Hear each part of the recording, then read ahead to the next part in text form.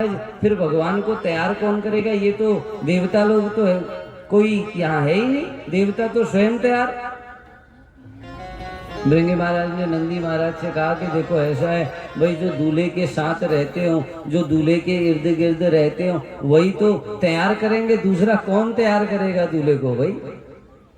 अब हम कैलाश पर रहते हैं, हम भगवान के गण हम हैं, भगवान यहाँ हमारे, हम भगवान की सेवा में रहते हैं, तो भगवान का श्रृंगार तो हमको ही करना पड़ेगा, कोई और तो श्रृंगार करेगा नहीं महाराज।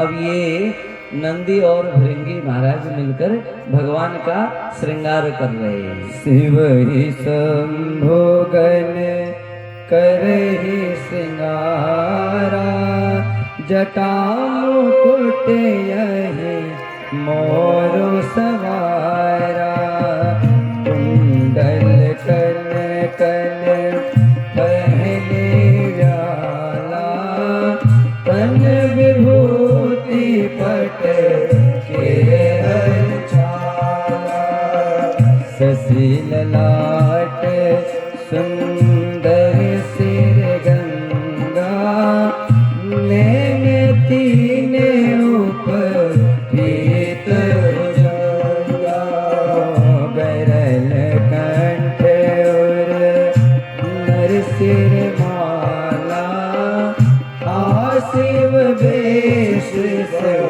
धाम भाला, कर त्रिशूल अरु डमरू विराजा, चले बसहि चढ़ पारस गाया, देखि शिव ही सुर दिए मुस्काई, वरना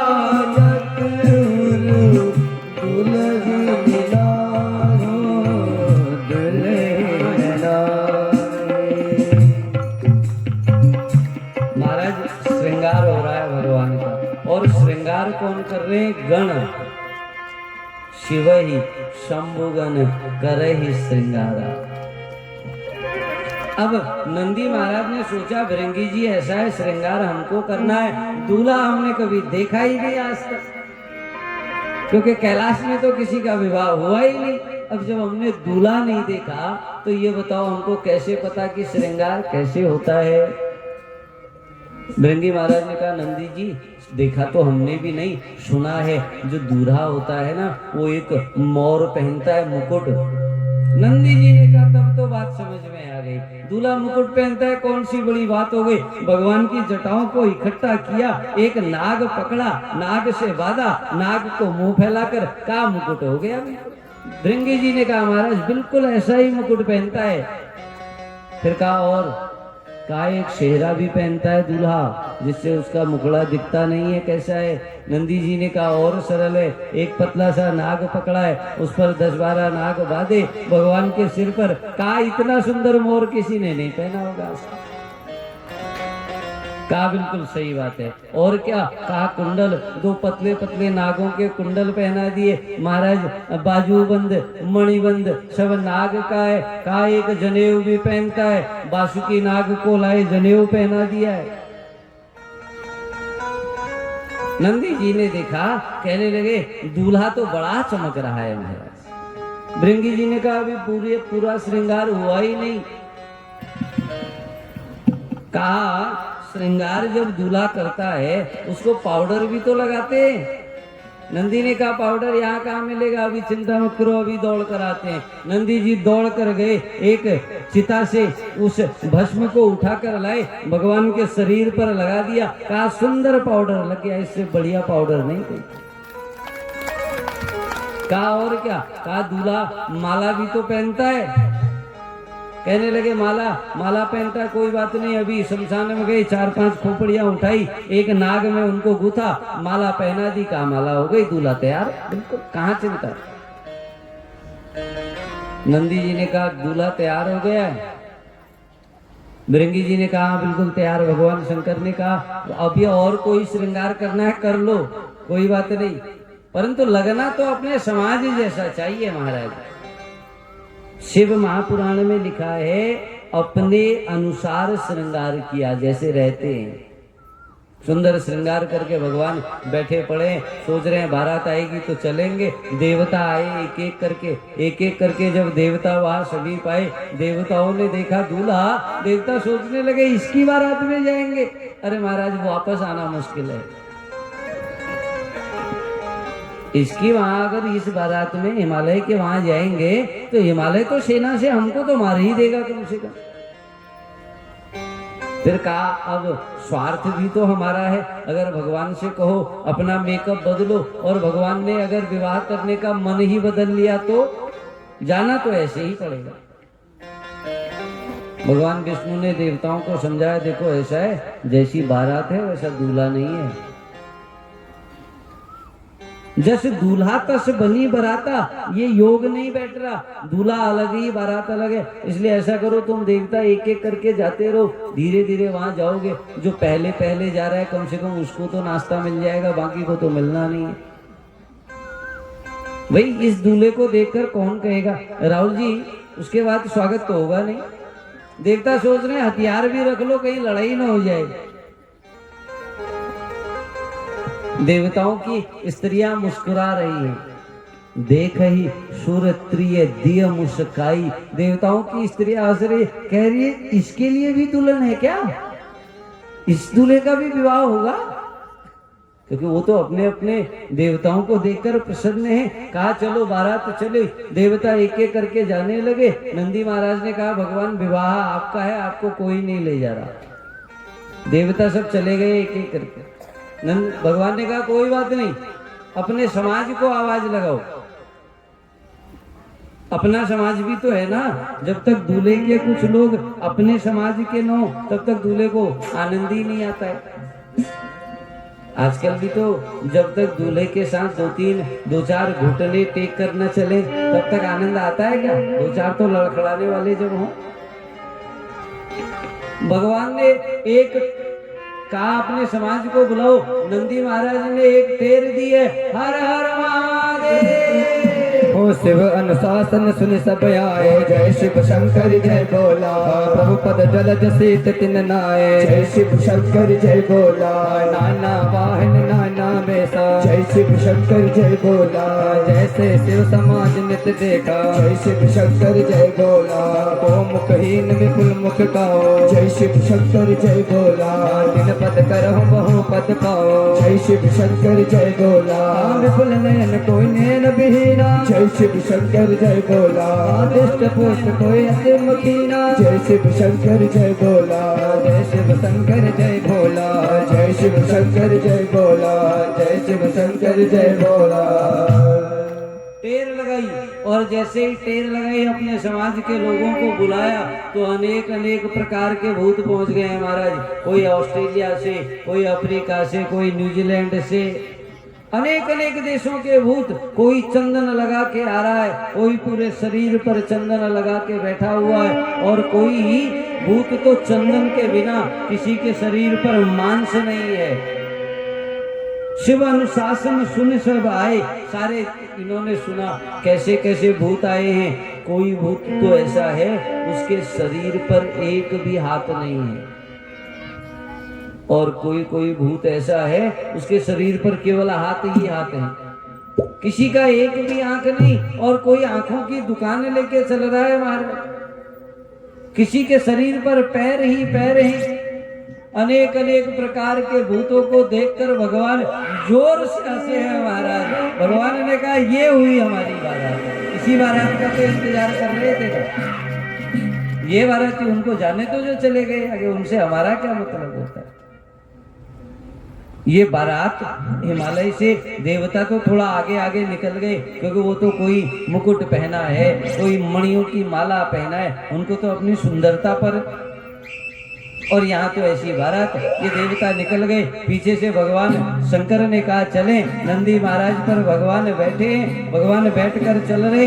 देखा खूब संगीत बज रहा है। अब ये तो सब हर हर महादेव, हर हर पीन को अति पीन, पावन को पावन गति धर भूषण कराल कपाल कर सब सत्य सोनित तन भरे कर सब सत्य तो नित भर कर स्वान सुवर त्रिकाल मुख गण भेद अगणित को करे बहुविनाश वेद पिशाच जोग जमात परिणत नहीं बने हजमात परिणत नहीं बने हजमात परिणत नहीं बने। देवताओं ने पीछे मुड़कर देखा, बारात को देखा, देवताओं का हृदय बैठ गया। सोचने लगे पहले तो दूल्हा ही ऐसा था, अब तो सभी ऐसे आ रहे हैं। बताओ, किसी तरह से अपने धैर्य को देवताओं ने धारण किया। सोचा चलो एक बार हिमालय राज्य के वहां पहुंच तो जाएं, वहां पहुंचने के बाद देखेंगे क्या होता है, कैसी स्थितियां होती है।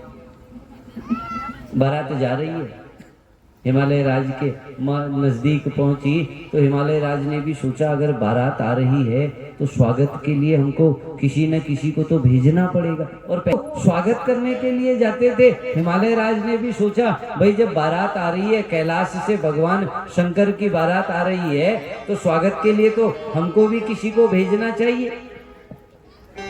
यहाँ से स्वागत के लिए भेजा है हिमालय राज ने, कहा जाओ नगर पर जाओ, स्वागत करके आओ। और स्वागत करके जब आओगे तो हम फिर उसके बाद बारात प्रवेश करी। गांव के कुछ बुजुर्ग चले गए और कुछ बच्चे भी गए। जो माताएं हैं ना, अगर उनको सब कुछ जानना है तो छोटे से बच्चे को भेज देंगे, पिता के पीछे जाओ, बताना शाम को आके क्या क्या किया।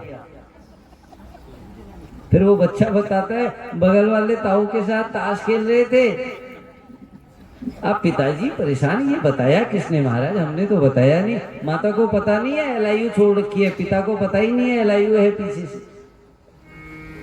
इन माताओं ने भी इसीलिए उन बच्चों से कहा कि तुम जाओ और बारात को देख कर आओ, कैसी बारात बनी है, कैसा कैसा दूल्हा है, फिर आकर हमको बताना। सुंदर सुंदर बारात जा रही है और जब वहां बारात पहुंची है, उन बुजुर्गों ने देखा एक से एक देवता आ रहे हैं, एक से एक सुंदर स्वरूप में देवता आ रहे हैं। वो तो सोचने लगे अरे सुंदर बारात है, सोच रहे हैं यही दूल्हा होगा। एक देवता को देखा, देवता से कहा अरे आप दूल्हा हो क्या? उन्होंने कहा नहीं नहीं दूल्हा हम नहीं, वो दूल्हा पीछे आ रहा है। क्या लगता है दूल्हा बड़ा सुंदर होगा? हाँ, उन्होंने कहा सुंदर तो है ही, सुंदर तो इतना है बस एक बार देख लो, फिर किसी को नहीं देखोगे, एक बार बस दूल्हा देख लो। इन्होंने सोचा चलो ठीक है कोई बात नहीं, दूल्हा पीछे आ रहा होगा। आधी बारात आ गई, आधी बारात के बीच में देखा एक दूल्हा आ रहा है, नंदी पर उल्टा बैठा है, नाग लपेटे हैं, भस्म लगा कर आ रही है। जैसे ही उस दूल्हे को देखा, वो जो बालक थे ना गेट पर, वो तो जान बचाकर घर को भागे, कह रहे ये दूल्हा है क्या? और ये घर पहुंचे, घर के अंदर प्रवेश किया, माताएं बैठी हैं घर में। माताओं ने कहा अरे बताओ बताओ कैसा है दूल्हा? इन बच्चों ने कहा अरे माँ दूल्हे के बारे में हम तुमको क्या बताएं, दूल्हे की स्वरूप तो ऐसी है, ये बालक बोल नहीं पा रहे, हकला कर बोल रहे हैं ये बालक। कही जात न पाता जब कर धार कियो करियाता मरछोरा पसासवाया लाल कपाल विभूषण छाया लाल कपाल विभूषण। अरे माँ वो वर कैसा है हम आपको क्या बताएं? वर को जो देख लेना, एक बार देखने मात्र से ही मनुष्य के प्राण कंठ में आ जाएंगे। और ये बालक बताने लगे वर कैसा है, तन चार ब्याल कपाल भूषण नगन जटिल भयंकर सगभूत प्रेत पिशाच जोगिनी विकट मुख रजनी करा विकट मुख रजनी करा। जो जियत रही बरात देखत पुण्य बढ़ते कर सही देखही सोमा विवाह घर घर बात असलर कने कही बात असलर कने कही बात असलर कने कही। इन बच्चों ने कहा माँ दूल्हे के बारे में क्या बताएं? तन खीन, किसी के शरीर पर मांस नहीं है, कही काह कही जात न बाता, हगलाने लगे, कह रहे हैं बर पागल है, बर बोराह बसा सवारा, बैल में बैठ कर आया है। इतना पागल है माँ, उल्टा बैठा है बैल में भी। किसी के शरीर पर मांस नहीं है और कोई हाथों की दुकान लेके आ रहा है। और बारात तो ऐसी है माँ, हम आपको सच बताएं, हम तो कह रहे हैं उमा का विवाह देखने के लिए जो आज जिंदा रह गया ना, वो बड़ा भाग्यशाली है, क्योंकि बारात देखते ही निपट जाएगा बेचारा। इसलिए वो बड़ा भाग्यशाली है जो जिंदा रह जाए, वो जिंदा रह जाए। जैसे तैसे बात समझी, बात बनी। अब बारात नगर में प्रवेश कर गई है, तो बारात को प्रवेश करता देख माता मैना भी सोच रही है, मैं भी तो एक बार बारात देख लूं, कैसी है बारात, दूल्हा कैसा है, क्योंकि अभी तक तो दूल्हा माता ने देखा नहीं है ना। तो छत में चली गई, अपने महल के ऊपरी भाग में गई, बारात को देखा। बारात को जब देखा है तो सुंदर बारात दिख रही है, क्योंकि दूर से दिख रही है।